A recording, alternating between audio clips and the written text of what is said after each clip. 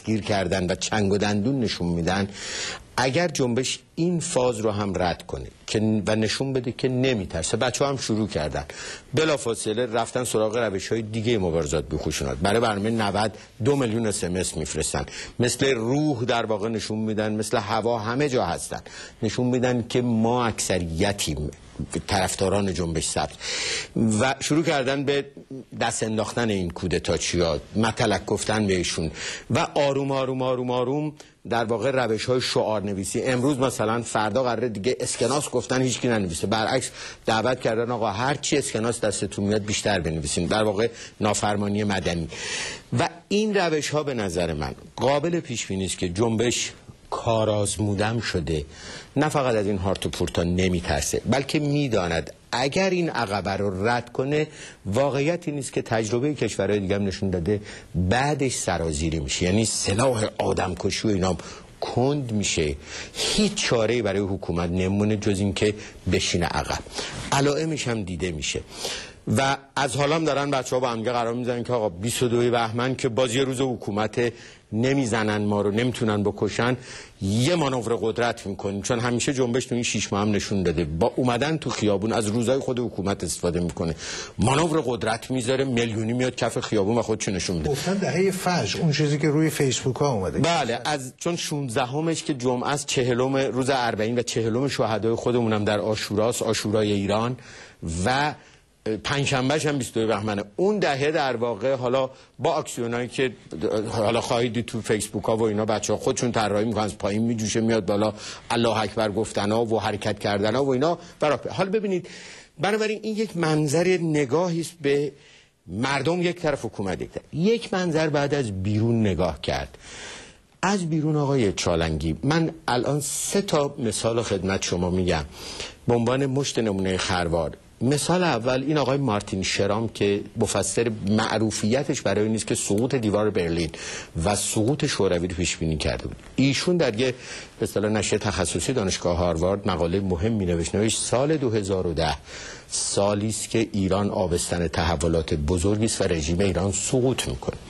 یا آقای مارک شوستر که شاید معروفترین مفسر NPR آمریکاست، رادیوی عمومی امریکا، ایشون هم در یه تفسیر رادیویی گفت من 30 سال کارم پوشش دادن به مبارزات مردم در سراسر دنیا بوده و من مردمی شجاعتر و داناتر از ملت ایران ندیدم.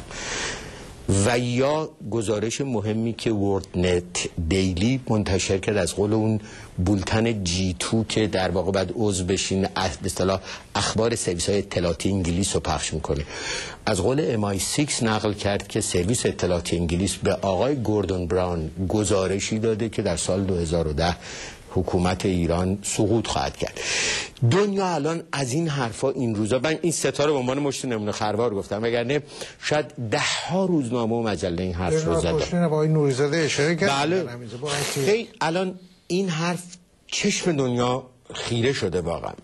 این هم یک منظر در واقع به طور جدی همه متوجه شدن که در ایران این شوخی‌ها نیست که فکر کنن 4 تا رو میکشن سرکوب میکنن و یک جنبش عمیق بزرگ هست. یک منظرم آقای چالنگی مسئله حرکتی است که الان سر تحریم ایران در جریان، از یک طرف حکومت که من اینو بگم عرضم تمام کنم، تحریم حالا باشه برای بعد، ولی حکومت آقای چالنگی بذارید من که حرفمو بزنم بیام یه نقل قولی از رئیس KGB بکنم. وقتی که شوروی سقوط کرد، رئیس وقت KGB وقت شوروی سقوط کرد گفت من مأموریتمو خوب انجام دادم، برای اینکه اگرم شوروی سقوط کرد به دلیل کمکاری سیاستمدارا و اقتصاددانا بود. من در مقطعی که شوروی سقوط کرد KGB موفق شده بود، هیچ دروشن فکری در شوروی نبود که به هم دیگه اعتماد داشته باشن، همه فکر می‌کردن اون یکی مأمور KGB، اختلاف انداختن‌های عجیب غریب. با این حال سقوط کرد. این آقایون هم که نوچه در واقع KGB ان، خیلی هاشون تربیت شده اون مکتبن، اینا در این 2-3 هفته گذشته فشار زیادی آوردن بلکه در صفوف جنبش اختلاف ایجاد کنن. داخل ایران و خارج کشور. اما خوشبختانه جنبش نه اینکه این متد رو انتخاب کرده که به قول آقای مهندس موسوی از اون خط دادن‌های طلایی ایشون بود، ما اختلاف رو به رسمیت میشناسیم، گرایشات مختلف هستیم کنار هم دیگه و بعداً با صندوق رأی مشکلمون رو حل میکنیم. ما انتخابات آزاد میخوایم.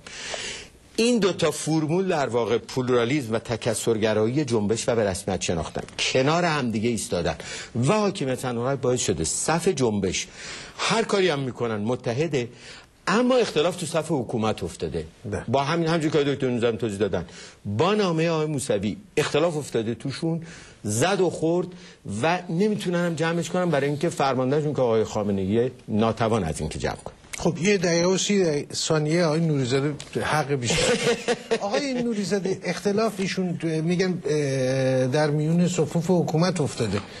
آقای مرتضوی رو هیئت بازرسی مجلس ایشون رو متهم کرده مسئول قتل‌های کهریزک شناخته. هیئت بازرسی هم روحانی نماینده قزوین آقای علیخانی درش هست، شیخ قدرت علیخانی عضوش هست، آقای رضایی از مسجد سلیمان، اسداللهی تربتجان و بقیه، بروجردی از بروجرد، تجری قصر شیرین.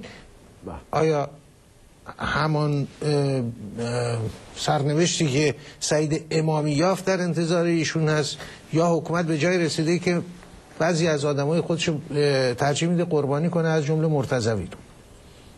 حضورتون عرض کنم جناب چالنگی اجازه بدید، چون بحث سازگارا کردن دکتر سازگارا مهمه، من اونو تکمیل کنم، فوری به این خواهم رسید.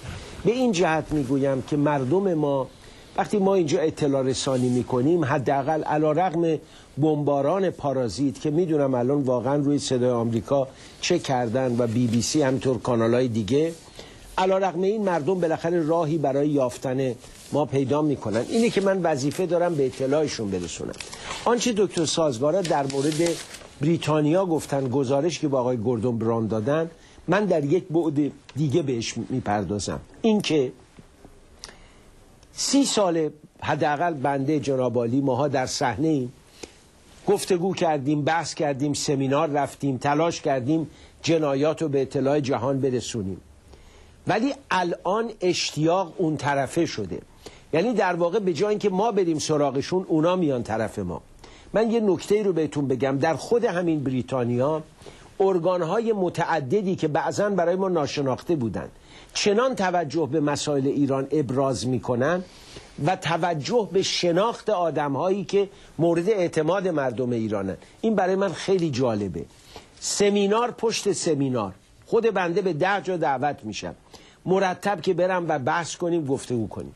سفری داشتم به چند کشور عربی و این نکته رو من بهتون بگم.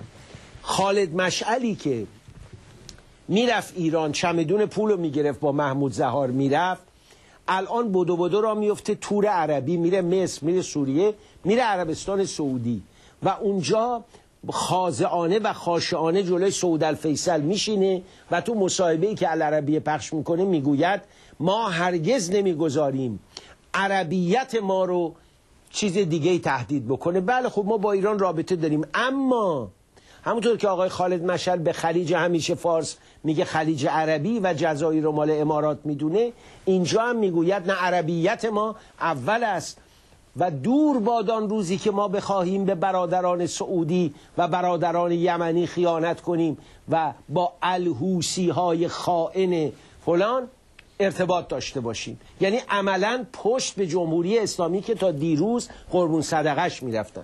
حزب الله میاد اعلامیه میده، بر عربیت خودش تأکید میکنه، ما عربیم، مصالح عربی برای ما مطرحه، در لبنان بیایم دموکراسی عددی بذاریم، چون میدونه حزب الله فردا که جمهوری اسلامی رفت کنار در لبنان کاری نمیتونه بکنه، اون 4 تا اسلحه‌اش هم ازش میگیرن سوری ها.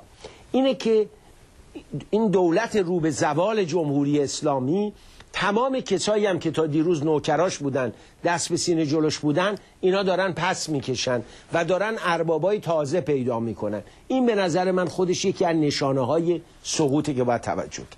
اما راجع به آقای مرتضوی، روزی که مرتضوی از دادستانی تهران و دادستانی انقلاب بیرون رفت، باز ما صحبتی که داشتیم اشاره کردیم که این مقدمه قربانی شدن ایشونه. سعید مرتضوی هر چقدر پیش آقای خامنه ای عزیز باشه به اندازه سعید جان امامی نیست. سعید امامی سعید جان آقا بود، سعید امامی محرم آقا بود. همسر آقای خامنه ای سعید امامی همراهیشون کرد به لندن.